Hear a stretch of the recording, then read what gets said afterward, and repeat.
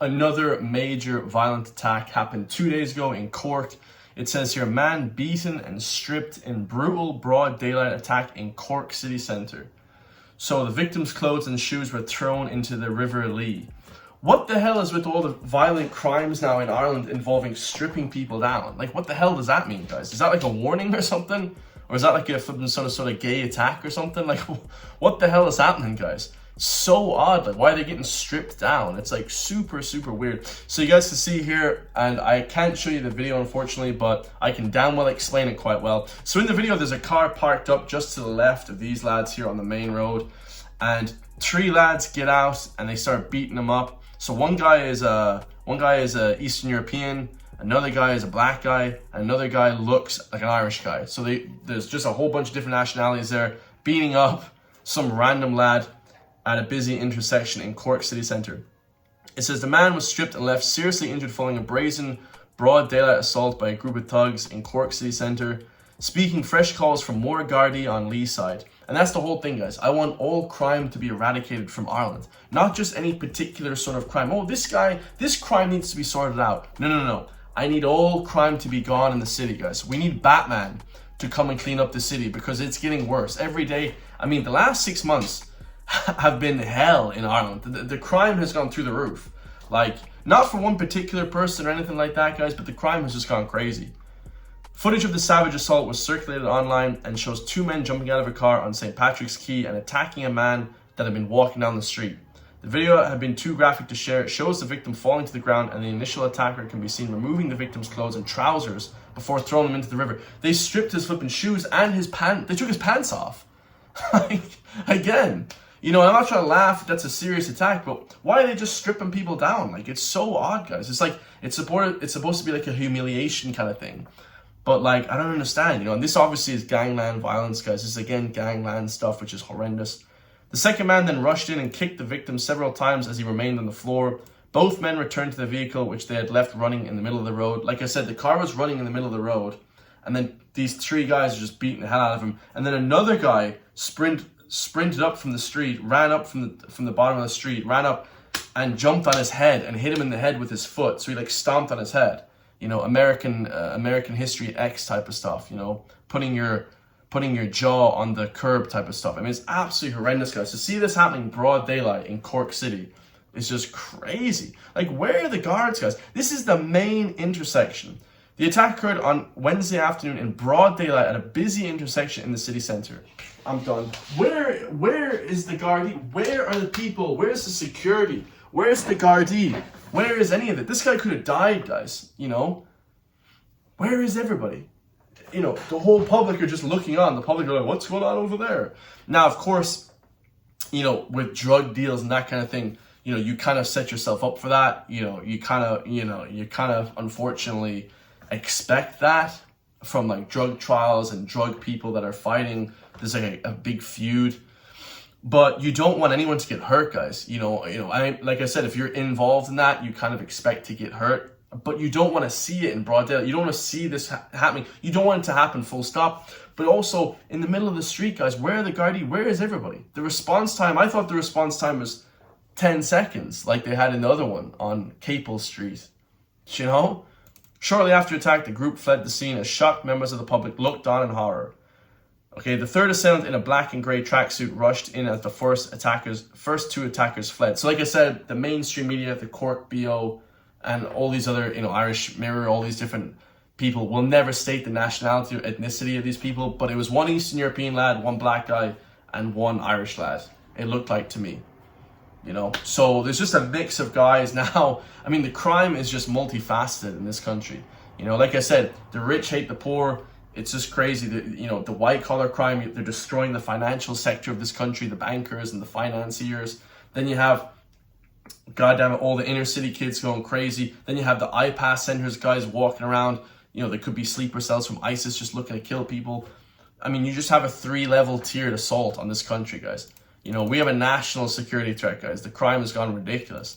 Gardaí confirmed to Cork BO that no incident report has yet been filed in relation to the assault. So your man didn't even, well, they call it snitching. He didn't even report a crime, the guy that got assaulted. You know, the following another incident on Tuesday night, when a man was walking through the city centre after travelling home from Dublin by train, was set upon by a group of assailants. Jesus, like, it's just a non-stop attacks, guys. Non-stop attacks. Like, this is crazy. You know, where is the protection for these people? There needs to be Gardaí on the street, lads. There needs to be, because it prevents crime. When there's Gardaí there waiting for shit to kick off, it prevents stuff, guys. You know, a group of men approached a victim on Alfred Street and demanded that he hand over his backpack. When he refused, a group attacked him, striking him multiple times, and one of the thugs was using a glass bottle as a weapon. The victim's sister, Patricia, spoke to Neil Prenderville's show on Wednesday. She described how her brother had to beg for his life after one of the assailants threatened to finish him with a hammer. Jesus Christ. We have hammer gangs running around the city. You know, we had axe gangs, now we have hammer gangs. I mean, lads, this is absolutely insane. Thankfully, the thugs were unable to make good on their threat as the victim managed to get back to his feet and take off running. He was later in the Cork University Hospital, where he received treatment for non-life-threatening injuries. Gardaí confirmed the investigation into this incident is currently underway. So, there's an attack on Tuesday, 19th of August. Then this attack happened, this one that I reported first, was on the 21st of August. So, like, there's obviously a gangland violence occurring. A male in his 30s was conveyed to Cork University Hospital, and investigations are ongoing. So, 2 attacks in Cork. Like, so now, not only is Dublin lawless, because a lot of people say, Chris, you hate on Dublin. I love Dublin. It's the capital city. It should be the safest city in the whole country. Now you have Galway violence popping up, Sligo violence, Donegal violence, Cork violence. You know, every place is getting hit awfully. You have all these shootings, you know, the Fair Green Shopping Centre. Yeah, I mean, it's just crazy. The lawlessness has just gone out of control, lads. You know, there are fresh calls for additional Gardaí to be allocated to Cork City following the latest string of violent incidents.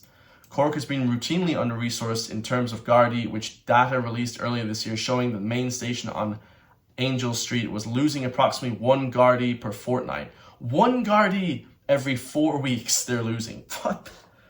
Lads, this is crazy. Cork BO spoke with Sinn Féin's councillor Kenneth Collins, who advocated for more boots on the ground in light of these recent attacks. It's important that we have more Gardaí on our streets to curtail antisocial behaviour. Okay, people that stuff like muggings and stuff like that, guys, it's not gangland violence. You know, it's not just that. Like, anyone walking home can get their shit robbed and hit in the face with a hammer. Like, crazy stuff. You know what I'm saying? Like, crazy stuff. It said a woman was attacked in broad daylight as well. Okay, which a woman was attacked in broad daylight on one of Cork's busiest streets. So there's just attacks there all the time. Just a lot of violent crime in Cork as well. So yeah, that's absolutely insane. You know, one of the reports that I came across says man stripped and beaten in broad daylight and thrown into the River Lee, his clothes. I mean, like I said again, guys, I mean, crazy stuff. There's videos of it online as well. It's absolutely disgusting to see all this violent crime happening, okay? Now, in more lighter news, guys, I came across this advertisement. This one is just absolutely ridiculous, guys. It has, of course, the man himself, anti-free speech, what's his name? James, I don't even care about his name, Protein Boar. Protein Boar is his name. This one, they're virtue signaling. They're looking for, they have a victim mindset, and they're looking for the Irish people, they're looking for our own support, guys, because of the whole victim seeking stuff. Okay, they're victims now. Apparently, Protein Bar has a body dysmorphia and eating disorder, which is just synonymous with bodybuilders. Because I've been lifting weights and I've been bodybuilding for 15 years. Okay, and everyone I know, including myself, probably has a body dysmorphia, bigorexia, you know, eating disorder. Everybody has that, guys. It's just part and parcel of life and bodybuilding. I would never say that I have an eating disorder. That's bullshit, guys. You know what I mean? You bulk and you cut. When you're cutting, you crave food. When you're bulking, you're a fat pig. That's plain and simple what it is, guys. It's just life. Come on, let's listen to it. There's always like that sense of, am I a burden? Especially with my eating disorder and body dysmorphia and stuff, when I really struggled with it. And it's something that I think everyone kind of feels when they have to talk about things like that openly. I mean, like, I just don't think there's any issue, guys. And this spunout.ie, this is again one of the mainstream influencers that are trying to, you know, push their narrative, this bullshit left-wing Marxist narrative on the people. So, James, am I looking at you or the camera? Sorry. I do content creation, social media, that type of stuff. I basically got into it because I was in a real health buzz. I struggled a lot growing up with, you know, my body and stuff. I started doing reviews of protein shakes, and then I started obviously doing protein bar reviews, and that done fairly well, I guess you could say.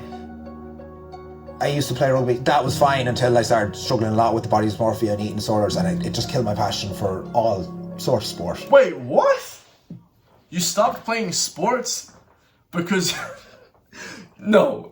Wait, hold on. Let me get this straight. You stopped playing sports because you had a body dysmorphia? No, you just started going to the gym. The day you start going to the gym is the day you're never satisfied. Unfortunately, that's it, guys. As soon as you start lifting weights is the day you're not satisfied. You'll never be satisfied with your body. But about 2 years into lifting weights, you get over that. You know, that's just a mental block that everybody goes through. Like, that's, you know, you're not going to look like Jay Cutler, Phil Heath, one of these big, massive, jacked steroid guys. It just is what it is. It's just life, guys. What the hell is this? Is bullshit. Thankfully, I came back from that. But it's still something that I obviously struggle with. It doesn't go away.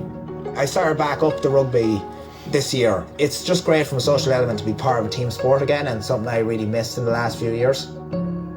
Mental health, it's important to keep check of it. I'm in a very... Yeah, absolutely not, guys. This, is this sort of social media narrative to push SSRIs, antidepressants, and Ritalin and all these crazy drugs on kids of Ireland. This is what they're trying to do in Ireland. This is the new thing now in Ireland. They're getting influencers to push medications, okay, antipsychotic, SSRIs, all these horrendous medications on kids. That's what they're trying to do with this sort of thing. 100%. I really missed in the last few years. Mental health, it's important to keep check of it. I'm in a very privileged position where I do have mates and I have my parents, you know. Between them, I'm able to get it out, but sometimes you do need another person to talk to. And I think by having that service there by text, it does make it easier. No, you don't. Therapy is bullshit, guys. Okay, your friends and family are the most that matter. Really, your family. If you don't have family, you're screwed. If you don't have a brother, as a man, find a close best friend that you have, and that's it. That's who you talk to every single day. That's what I do.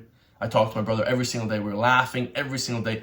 Mental health is bullshit, guys. I have no time to be talking to little apps, and he's getting money from this, guys. Like, here's the thing. I guarantee he got paid for this, or at least he got paid indirectly from this. How disgusting. Getting paid to promote therapy. Oh man, the ethics of these people. People don't understand that the morality and ethics of these people is just horrendous. Not as demanding, and you don't feel as much pressure on you. The fact that it's anonymous and all they can take it from is the viewpoint of non-bias, I think it's great. At the end of the day, it's your mental health. You need to talk to people, be open with it, but you need to be able to improve yourself as well. Right, lads, good luck. Wow, so sincere, so amazing, but really spun out. Text about it to start a conversation. I mean, I'm all for advocating positive mental health. That's what my whole channel is about. That's what my personal training is about. I literally train overweight, obese people, because when you're overweight, guys, your mental health isn't good. Your physical health represents your mental health. Plain and simple. Wherever your mind will go, your body will follow. Okay? But pushing narratives like this and getting people addicted to SSRIs, addicted to therapy, talk about your problems all day. No, action. Work out hard and work on your goddamn purpose all day long. That'll cure your mental health. And to hell with everything else. I love you guys all. Make sure to like, comment, subscribe. If you want to support me, hit the join link underneath the video. Become a member for €3 per month, because you will never see these stories on mainstream media ever.